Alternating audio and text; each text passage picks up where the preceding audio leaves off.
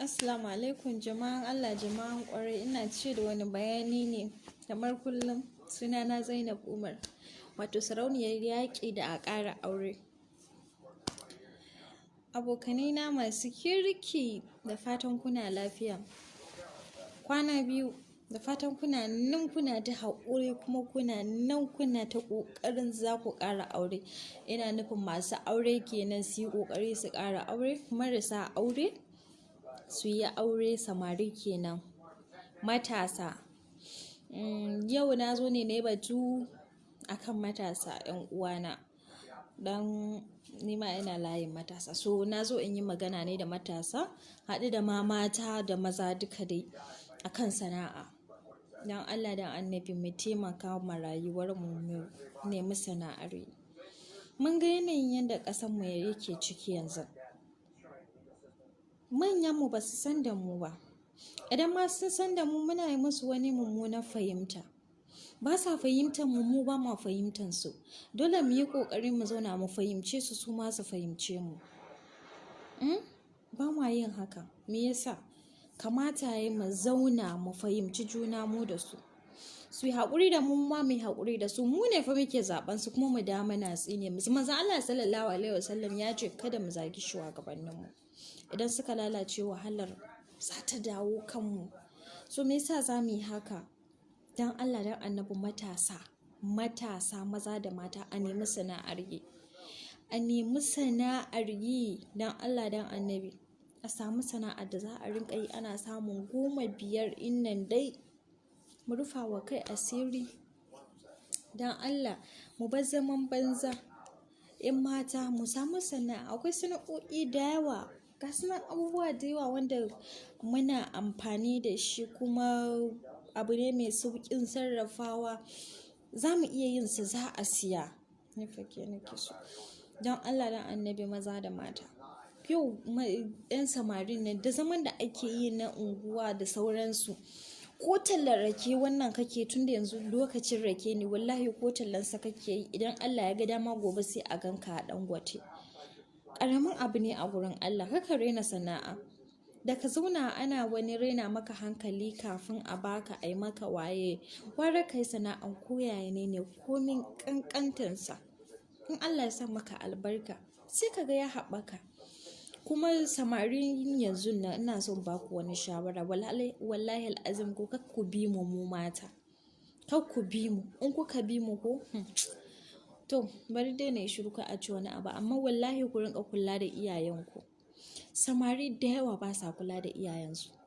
Yanzu wata budurwarka za ta kira ka, hello baby, don Allah bani da kati, a wata kaza za ta yi aure, ina son anko. Za ka ɗauka kai mata, amma mahaifiyarka idan ta tambaye ka wani abu ba ka iya bata, me yasa? Don Allah don Annabi mu riƙa kula da iyayenmu. Maza fa iyayenku ta hanyar su za ku iya samun aljanna. Mu ne idan muka aure ku za mu iya samun aljanna, amma ku sai ta hanyar iyayenku. Me yasa? Ba za ku yi kyautata wa iyayenku ba? Don Allah don Annabi. Ku daina irin haka, babu kyau. Ku kyautata wa iyayenku. Wasu irin wahalar da iyayenku suka yi da ku kuwa, sai a sama sai ku zo ku samu wasu kuma sai ku manta da iyayenku. It's wrong. Bai ba sam abun ba tsari ko kaɗan. Don Allah don Annabi ku taimaka ku rinƙa kula da iyayenku. Ku taimaka ku rinƙa tausaya wa iyayenku. Don Allah samari ku nemi sana'ar yi. Ku nemi sana'ar yi. 'Yan mata ku nemi sana'ar yi. Wannan rayuwar ta yau kowa kan shi ya sani. Kowa kan shi ya sani, babu wanda ya san waninsa. So me yasa ba za mu nemi sana'a ba don Allah don Annabi? Ga matan mun yi yawa kamar ledan fiyo wata. Ga mazan ba su da yawa. Ni kam ba zan fasa faɗawa. Mazan ba su da yawa, matan mun fi su yawa. So ku yi haƙuri don Allah, ku yi haƙuri ku ƙara aure. Masu ɗayan nan dai su biyu, masu biyu su 3, masu 3 su cika ce 4. Wai idan na ce a ƙara aure sai a riƙa ce mu ana wani menene next level kuke cewa ko bahariya ko menene, sai ku ce wa ba ku da kuɗin aure. duk ba wannan bane, kuna da kuɗin aure. Yanzu auren nan ba wahala ne da shi ba, mata sun sauke farashinsu. Na Allah da annabi ko ƙara aure. Ni har kullum buri na a ƙara aure, saboda wa mu ma sauran da muke waje mu samu mu shige daga ciki. Dan rahaman nan dai da ake samu, mu ma mu samu rahama. Matan sun ce sun sauke farashi, amma kuma zan kuna ta jin tsoro. Tsoron me kuke yi? Kar ku ji tsoron mata sun sauke farashi. Dan Allah dan annabi ina roƙon ku ɗan uwana matasa, a nemi sana'ar yi, a nemi sana'ar yi don Allah, komin ƙanƙantar sa kakkare na sana'a, sai Allah ya sa maka albarka a cikinsa. Ga sana'o'i suna nan da yawa wanda mutum zai yi su kuma za su taimaka mishi kwarai da gaske. Wai wasu suna tambaya na me yasa nake cewa yaƙi da a ƙara aure. Ku fahimce ni wayanda ba su fahimce ni ba. Ina nufin yaƙi da a ƙara aure shine ina so, ka gani? Ina fighting akan, ina roƙon maza akan su taimaka su ƙara aure. At least mai ɗaya kenan ya biyu, mai biyu kuma ya yi uku, mai uku ya cika ce 4, saboda sauran matan mu su samu shiga. Shine manufa ta yaƙi da a ƙara aure fa. Ba wai manufa nake da a'a wai ba na son a ƙara ba, no, ba hakan nake nufi ba. Ina nufin matan muna da yawa, su ya kamata mazan a ce sun ƙara aure da sauransu. Wallahi gaskiya ce ki faɗa, Allah ka sake miki da alkhairi. Dan Allah da annabi ku ƙara. Kuɗin nan ba kwa zuwa neman sa. Yanzu matasa nawa suna nan a zaune ba sana'an yi, sai dai a yi wanka, a yi ado, a ci kurus. Wai gaye for where? Muku turawa ni ma an taɓa abin for where? Ba ka da ko sisi kana gaye, sai ka ɗau wanka da ka ɗau make up na, ba ka da ko sisi ga ajihunka. Mi amfanin gayen ga? Da an ce wani ɗan ba na aka ƙasa sai ka fara so sakai. Ga gaye iya gaye amma ba ko sisi. Wani kalan gaye kenan haka? Gayancinka shine ka je ka nemo kuɗinka. In mayasan kuta ne ka yi, in makwasan bola ne ka yi, da yamma yayi ka zo ka yi wankanka, ka yi gayancinka amma da uwar kuɗinka ga ajihunka. So don Allah matasa mu nemi aikin yi. Zaman banza ba namu bane. Zaman banza ba namu bane. Mu yi ƙoƙarin mu nemi halas ɗinmu. Mu ta yi wa shugabanninmu addu'an Allah Ubangiji ya shirye su, ya karkato da hankalinsu zuwa gare mu, su tausaya mana, su dubi irin halin da muke ciki. Amma idan za mu yi wa kanmu adalci, idan za mu yi wa kanmu adalci, idan za mu yi wa kanmu adalci, mu faɗa wa junanmu gaskiya. In fa ɓera da sata, waito da dawa tana da wari. Ni ba Bahaushiya bace, so amma dole ina so in koyi Hausa. So in ɓera da sata da dawa yana da wari, in ɓera da sata da dawa, idan shugabanninmu suna da laifi, wallahi azim mu ma muna da shi. Mu ma muna da namu laifi. Mu gaya wa junanmu gaskiya. Yawan aka ce wane yayi kaza, misali ka zaɓi mutum, kuma wani lokaci musamman mu 'yan social media, abinda wane bai yi ba sai ka zo ka ce wane yayi. Kuma mu talakawa ba ma riƙe talaucinmu, ba ma riƙe wasan. Kai na talaka wagai rahun ba ka ajiye ba ajiye maka ba, ka zo kana irin wasu abubuwan da ba su dace ba, kalamai wanda ba su da daɗi. Me yasa za mu riƙa yin haka? Sam wannan bai dace da mu ba. Dan Allah, dan annabi, 'yan uwana matasa, ina roƙon ku mu yi wa kanmu adalci. Mu yi wa kanmu adalci. Wallahi azim, yau aka ce an baka mai anguwa ko shine abin da yafi komai ƙanƙanta, mai anguwan unguwarku. Idan aka baka mai anguwan unguwarku, wallahi azim ba zan yi ko ka fara ba, baka isa ka gamsar da iya unguwarku ba, iya a shata unguwarku. Kai ina masu aure, wallahi azim ba ku isa ku gamsar da iyalanku 100% abin da suke so, abin da Allah ya ce ku musu, ba kwayi. Amma ajiye a kai magidanci ne, ba ka yi wa kanka wannan adalcin. To ina kuma da za a ce mutumin da ya zo shugaban me ake faɗa, kansila, sannan a zo chairman na local government, sannan a zo member, sannan a zo wani house of reps, sannan a tafi wani menene mai wa kan adalci. Ai ba gari ɗaya bane ba kuma gida ɗaya bane. Me yasa mu muna son kanmu? Ni yanzu in nayi abu zan ce meye, amma in wani na yi kuma sai in fara cewa ai kaza ne, mutum ne fa kamar ni. Kan mu manta shugabannin mu nan mutane ne kamar mu, suka fito suka yi fighting har Allah ya sa da rabansu suka yi. Me zai sa ba za mu karfafa masu gwiwa, mai musu fatan alkhairi, mai makan mu hisabi mu ma mu bi bayan su ba? Ko da kuwa ba sa yin daidai, idan muka yi ƙoƙarin nushe su gaskiya, muna kuma yin musu fatan alkhairi, insha Allahu za su daina. Amma ba mu da kalma. Idan mutum ya zauna, wane kaza Allah ya masa kaza, wane kaza, ka san wani irin baki ne da kai, ka san ko kai wane ne, ka sani ko a kalma ɗaya kake yi Allah ya amince da kalamanka? Ba mu san kai waye ba, kai kanka baka san kai waye ne kai ba, kai dai ka san kai mutum ne. Sai mu rinka kalamai mara daɗi a shugabanninmu ko a 'yan uwanmu, wannan ba daidai ba ne 'yan uwana, it's wrong. Mu yi ƙoƙari mu fahimci rayuwa. Shugabanninmu nan su ma fa mutane ne kamar mu, yadda muke da rai ƙwaya ɗaya haka su ma suke da shi. Yadda muke da idanu biyu, ƙafafu da sauransu, normal ga sunan mutane ne kamar mu. In fact mun sani ba wai ba mu san haka ba. Amma sai mu zo kuma muna wannan kaza dan Allah dan annabi, 'yan uwana matasa maza da mata, al'umman annabi Muhammad sallallahu alaihi wasallam, mai wa kanmu hisabi na gaskiya.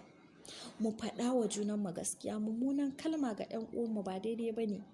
Yau ko ka ga mutum ya yi ba daidai ba, ko manzon Allah ya ce idan ba za ka iya faɗin kalma mai daɗi a kansa ba, kai shiru da bakinka shine mafi alkhairi. Ba fa rabuwanka da mutum yanzu ba, baka san ina kuma za ku ƙara haɗuwa ba, baka da tabbacin shin za ku ƙara haɗuwa. Allah shi kaɗai ne masanin wannan, amma mu ba mu da masaniya. Idan kwananmu ya kusa ƙarewa ba za mu iya sani ba, sai dai kawai idan mala'ika Azra'il ya zo ya ɗauki rayuwarmu, idan kuma muka gansa sai ya tafi da mu. Me yasa to ba za mu yi wa kanmu adalci ba? Duk fa zaman da muka yi a wannan duniya, akwai inda za mu ƙara haɗuwa a waɗanda ma ba mu taɓa ganin su ba, a ranar za mu gan su, kuma su ma sun rayu ne a duniyan. Dan Allah dan annabi, 'yan uwana, mu yi wa kanmu adalci, mu yi wa kanmu hisabi tun kafin ranar hisabin ta zo mana. Akan wani dalili? Ga sana'an yi ba za ka je ka nema ba, ka zo ka zauna kana zagin wasu ba gaira ba dalili saboda Allah da annabi. Ka zo kana zagin mutum ba gaira ba dalili, ba shi da haƙƙi, bayan ka sani kuma ka take sani ka ce wane yayi kaza, wane yayi kaza, bayan kai ka gagara yin haka. Dan Allah dan annabi, maimakon mu hisabi, maimakon mu hisabi. Ba wanda ya isa ya talauta mutum sai Allah, ba kuma wanda ya isa ya azurta shi sai Allah. Yau idan Allah ya azurta ka, to ba wanda ya isa ya talautar da kai. Amma dan Allah kina da sura.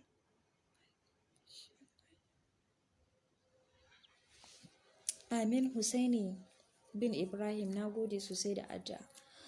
Idan baka da rabon samun abu a duniya, ba wanda ya sai baka. Idan kuma kana da rabon samu, wallahi azim, idan mutanen duniyan nan za su taru, ba su isa su hana ka ba. Me yasa ba za mu yarda da haka ba? Mu ba musulmai bane? Mu amince da tauhidi. Duk abin da ya same mu daga Allah ne. In abu mai kyau ne ya zo mana, Allah shi ya nufa. Idan sabanin haka ne, wato mara kyau kenan, duka Allah ne ya nufa. Su me yasa ba za mu rungumi rayuwar mu a matsayin kaddarar mu kenan ba? Mu kanmu fa ba mu yi wa kanmu adalci. Kana yin laifin nan, amma me yasa ba za ka ga naka ba sai nawa? Me yasa? Ka rika tunanin naka rayuwar kamun kai ma wani. Ka tuna a'a, to yanzu ni kam idan da ni ne abu kaza ya same ni kam, yaya zan kasance? Ko yaya zan yi? Baka yi wannan lissafin ba. Kawai sai don wani yayi abin da bai kai naka ba, sai kuma kawai ka fara ririta shi, ka fara yadawa. Kar mu manta fa manzon Allah da kansa ya ce idan ka yada wani abu na dan uwanka wani abu mara kyau ka yaɗa shi na cewa abu kaza da wane ya yi kaza kaza, ba za a faɗauki rayuwarka a wannan duniya ba har sai kai ma ka aikata kwatankwacin abin da ya aikata. Haba jama'a, mai makan adalci mana, mai makan adalci, mai makan adalci, jama'ar Allah, jama'an ƙwarai.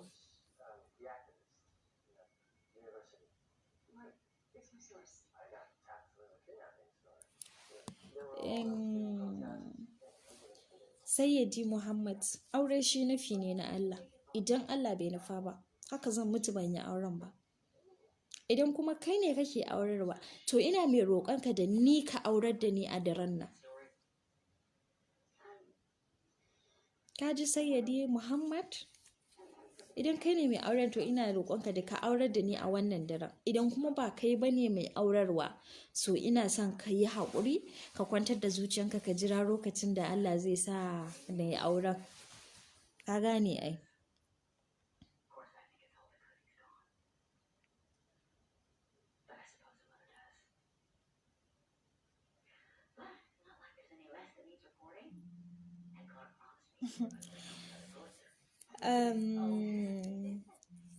Salhat ne ko Salhat?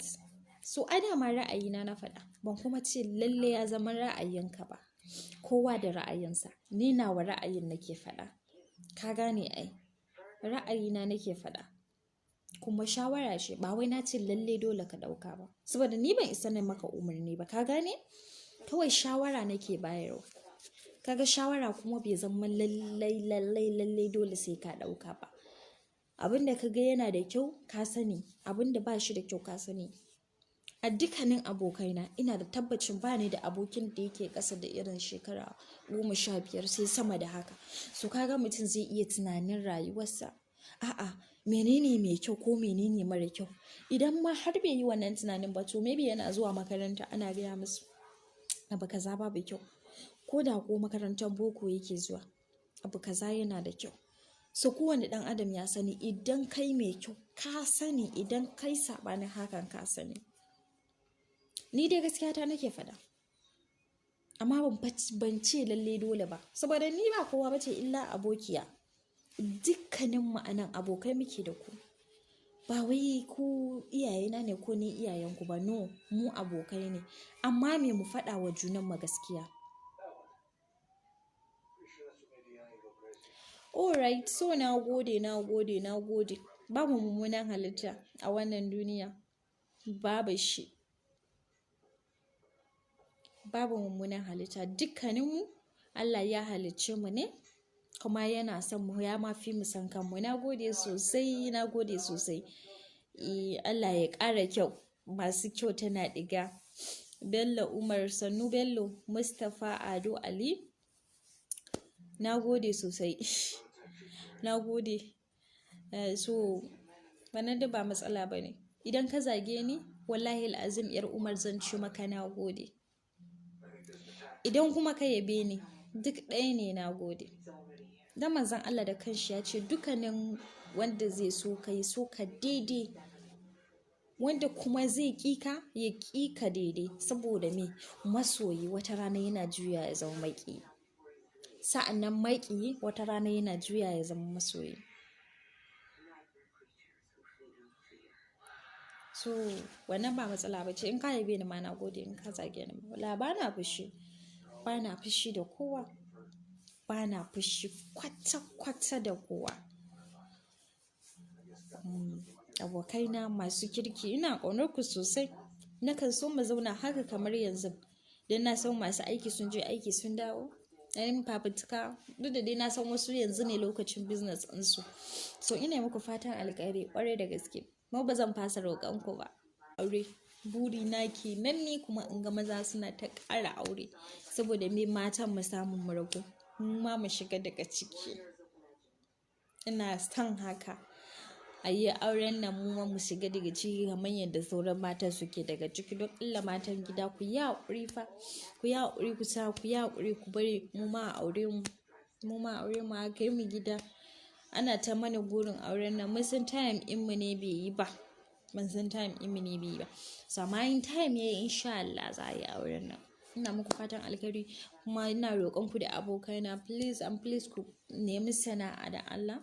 Kuma idan kun je neman gurin sana'a ku yi ƙoƙari komin ƙanƙantarsa ku nemi halas ɗinku. Haram kuma komin yawanta. Ina mai muku addu'an kada Allah ya baku ikon sha'awar ta bare kuma har ku neme ta. Halas yana da daɗi sosai. Naira 5 wannan idan muka samu ko idan muka kashe, idan muka mutu sai an tambaye mu ya aka yi muka samu wannan naira 5 ɗin kuma ya aka yi muka kashe sa. So Allah ya baku ikon neman halas ɗinku. Allah kar ya baku ikon neman haram saboda ba daidai bane mu ciyar da ƴan uwanmu ko iyalanmu da haram. Ina muku fatan alkhairi, ina roƙon ku da dan Allah ku ƙara aure. Kuma 'yan mata wato matan gida na aure kuna cewa ana muku kishiya ba kwa so kaza dole a yi muku kishiya saboda mun yi yawa mata. Mu ma muna son mu yi aure. Ya za ku ce ka a muku kishiya? Mu kenan mu ci gaba da zama haka mu mutu ba aure. Ku kuna nan ga gida ga ɗaki ga komai mutum yana da kuɗin sa ki ce wai ba za a yi miki kishiya ba. To ku ba a gidanku za a yi miki. Kuma wasu matan madama su suke jawo a yi musu kai ko ma ba ku jawo ba. Amma roƙona da mata shine ku ringa ƙoƙari kuna kula da mazajenku, kuna kula da su bi ma'ana ku yi musu biyayya. Mijinki zai fita ki mai addu'a fatan alkhairin ya tafi gurin aiki. Ki mai addu'a in yaranki za su yi sallah ki ku yi ma babanku addu'a Allah ya kare shi da dai sauransu haka. Ki rinka kula da yaranki dan amana ne a gare ki kuma ranar gobe za a tambaye ki. Kamar yadda su ma mazan yaransu amana ne a gare su. Dole za a tambaye su ranar tashin alƙiyama. Amana aka baka. So manzon Allah ya ce maza da yawa za su iya shiga aljanna ta dalilin iyalansu, wasu za su iya shiga wuta ta dalilin iyalansu. Allah dai ya tsare abokaina bana muku fatan ku kasance a cikin waɗannan masu shiga wutar jahannama saboda iyalinsu. Ina muku fatan ku shiga aljanna ta dalilin iyalinku kuma ku yi ƙoƙari ku kyautata wa iyalinku. Wallahi al'azim kyautata wa iyali yana da daɗi sosai. Dan yau idan ka ba wa iyalanka naira 10 insha Allah gobe ka fita ba za ka rasa naira 20 ba. Amma me yasa wasunku gashi nan kuna da kuɗin ba wai ba ku da shi ba sai ku zo kuna wa iyalinku sai ku ce wai mata ba a yi musu gwaninta da dai sauransu. Ba daidai ba ne haka. Matan nan sai ku riƙa haƙuri da mu. Why? Because kun sani a jikinku aka cire mu kuma an cire mu ne saboda mun rayu da ku. Ba mu da ƙarfin tunani kamar yadda kuke da shi. Ƙarfin tunaninku ya fi namu. Mu ba mu da ƙarfin tunani. Ku ne masu tunani. Lokuta da yawa muna yin abubuwa marasa kyau. Ku ne dole za ku ɗaura mu a hanya. So dan Allah da Annabi ina roƙon ku maza ku yi haƙuri da mu. Ku yi haƙuri da halayenmu. Na san Udu kuna ƙoƙari sosai. Wallahi al'azim in za a faɗi gaskiya maza suna ƙoƙari da mata sosai. Suna haƙuri da mata sosai fiye da tunanin mutum. Don kuna wahala saboda mu ku faranta mana. Wallahi maza kuna da ƙoƙari sosai. Allah dai ya saka muku da alkhairi. Allah ya sa ku aljanna. Kuna da ƙoƙari sosai. Namiji ne mace za ta yi mai laifi ta ba shi haƙuri kuma ya haƙura. Amma mace sai ka yi mata laifi sai ta yi taking time kafin ta haƙura. Namiji shine ke wahala ya yi waye ya yi kaza ya yi menene. Duk faɗi tashin shi saboda mata ne. Kuna da tausayin mu don Allah ku ƙara akan wayan da kuke da shi. Ku masu iyali ku tausaya wa iyalanku. Ku tausaya wa iyalanku. Idan ba ku tausaya wa iyalanku ba waye za ku tausaya wa? Kana da kuɗi ka fi so sai ka mutu ne sai a ci? Kana da rai ba za a ci kuɗin ba? Don Allah don Annabi ku kyautata wa iyalanku. Farin cikin iyalinku shine farin cikinku. Samun iyalinku shine samunku. In iyalanka suka yi maka addu'a za ka ga ci gaba sosai a rayuwanka. Iyaye da iyali ba a barin su a baya. Don Allah kuma mata ku riƙa kyautata wa mazajenku. Suna wahala a kanku matuƙa gayan. Bai kamata a ce mijinki ya je a wurin aiki ya wahala ya dawo sannan kuma ki zo ki ce wai babanku ya dawo ku kai mai abinci, haba is wrong. Kin zauna kina kallo a TV ko a'a kina chatting is wrong. In mijinki ya dawo sannu da zuwa waye ki tarbe shi, ki mai ababuwa ga nan da dama. Sai mata ku yi ta complain cewa mazajenku sun tafi menene majalisa, ke kike jawowa. Ya zo ya zauna a gida, ke kin fara danne-dannen wayanki. A'a kin zauna kina yin kallo. Ya ba zai tafi majalisa ba tunda yana da buƙatar hira. Yana son yayi hira, matarsa ba ta masa hira. Dole zai tafi majalisa saboda ya samu abokansa su yi hira. In dai kina yi kam me zai hana? Saboda Allah da Annabi. Mijinki ya dawo baki wanka ba ado ba komai. Ke in kin haifi yaro 1, 2, 3 shikenan kun wai kin mai da kanki layin su mama is wrong. Ko yau yaran ki 10 ne mijinki yana buƙatar yaga kin yi ado. Wallahi la'azim ko tsohuwa ce yau idan ta yi ado mijinta ya zo ya ganta sai ya ji wani daɗi a ran shi. Har murmushi za ki ga yana yi na musamman. Saboda mai matar shi ta yi ado kuma saboda wa? Saboda shi ta yi ado. Ka abubuwa nan masu sauƙin sarrafawa wanda zai gyara miki jiki da sauransu. In mijinki baya yi, in aka yi magana sai ku ce mazajenku ba sa. Idan kina yi, yau in kina yi, gobe kina yi, jibi kina yi, gata ya dawo ya ga ba kya yi. Shi da kanshi zai ce wai kam me ya faru ne baki. In kika ce mishi kayan ne suka ƙare zai cire kuɗi ya baki. Amma me ba kya yi ta yaya zai siya? In ya siya wasu mazan da yawa za su ga abu ya musu kyau. Za su siya su kawo matansu ko kayan sawa ne, man shafawa ne da dai sauransu ko turare amma sai ku ga ba sa amfani da shi. Wannan ba daidai ba ne. Mata mu riƙa tsafta. Tsaftan nan cikon addini ne. Maza kuma suna son tsafta. Maza 'yan ƙwalisa ne. Duk namijin da ya ce miki baya son kwalliya ko mai duk wannan labari ne. Sai dai akwai yanayin adon da mijinki ba zai so ba. Wasu yanzu misali irin adon nan da ake yi a sa eyelashes, a sa eyeliner, a yi foundation da su waye. Akwai maza da yawa wayanda ba sa son irin wannan adon su. Kwata-kwata adon baya burge su. Akwai kuma wanda suke son wannan. So ya kamata idan kika zauna da mijinki ki san ga abin da yake so. Ki san ga abin da mijinki baya so. Uban 'ya'yanki ne fa. Shekara nawa kuna tare? Kai ko amarya ce ke tun daga yana zuwa zance. Yau da gobe za ki fahimci me yake so. Ko kuna zance ne wata ta wuce zai iya cewa wace ta burge ni. Saboda abu kaza da ta yi kyau. Zai iya cewa wace ba ta yi kyau ba saboda abu kaza da ta yi bai yi kyau ba. So ire-iren haka kina driving abin da yake so da kuma wanda baya so. Ko kala ne fa akwai kalan da in mijinki ya shigo ya gan shi yana jin sanyi a ransa. Akwai kuma kalan da idan ya gani zai ji baƙin ciki a ransa. Su da Allah da Annabi mata mu yi ƙoƙari mu faranta wa mazajen mu samu shiga aljanna. Mazaje ku yi ƙoƙari ku faranta wa iyayenku da aljannan ku na gurinsu kamar kullum dai wannan yarinya dai ƙanwarku, yarku, jikarku, surukarku wato Zainab Umar 'yar Adamawa, sarauniyar yaƙi da ƙara aure. Ina ma kowa da kowa fatan alkhairi. Allah ya kare ku daga sharrin masu sharri, ya sanya albarka a cikin sana'arku ko ayyukanku, ya ba ku zaman lafiya da iyalanku kuma dan Allah yi ƙoƙari a ƙara aure. Barkan mu da dare. Na ce bari leƙo mu gaisa ɗan ba da shawarwari. Na gode sosai. Allah ya ƙara mana haƙurin da juriya, zaman rayuwa, zaman duniya gaba ɗaya. Mai haƙuri da juna, rayuwar ba ta da tabbas. Za mu iya rabuwa yanzu da ku anan sai dai ku ji labarin mutuwata. So mu yi haƙuri da juna. Dukkanin abin da aka yi wa mutum ya yi haƙuri, Allah zai saka mai. So ina muku fatan alkhairi.